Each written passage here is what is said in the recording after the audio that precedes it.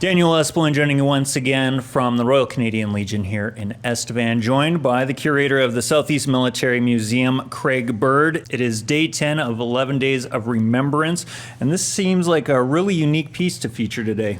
Yeah, so during the First World War, there was a lot of trench fighting that was going on, trench raids and that sort of thing to gain intelligence and to get the enemy's strength.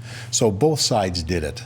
Both the Germans, Canadians, British, they would go and raid in the middle of the night to see who they were fighting against and what kind of strength the troops had on the other side. So the officers typically would go over, they would have a sword and a pistol, believe it or not, still in the First World War. And the pistol that was issued to them was a .455 Webley revolver it was a Mark VI revolver. And because of the trench fighting, there was actually a second lieutenant in the Royal Berkshire Regiment, and he decided he needed, some additional things that he could fight with.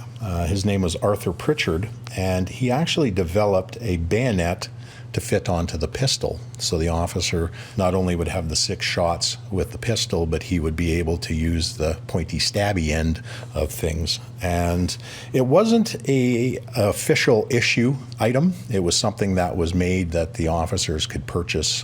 So it was a private purchase item. And it was basically a French bayonet that was cut off, put onto a handle that was specifically designed to fit under the barrel of a Webley Mark VI pistol.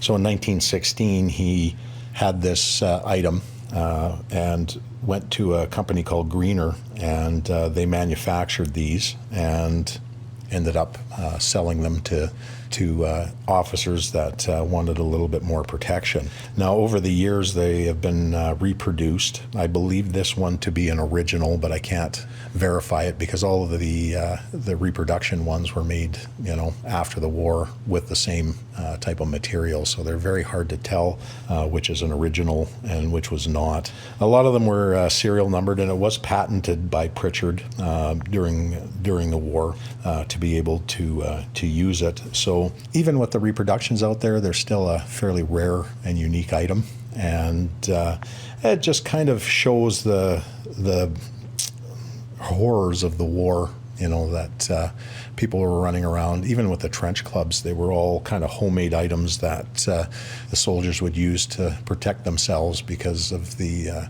rifles or pistols, or they just needed to be quiet. So they had knives with knuckle dusters built into the handles. They had bayonets. They had fighting knives that they would make just to make them a little bit more lethal, and so they could have some protection when they were going into enemy lines and doing what they needed to do to capture prisoners and gain intelligence.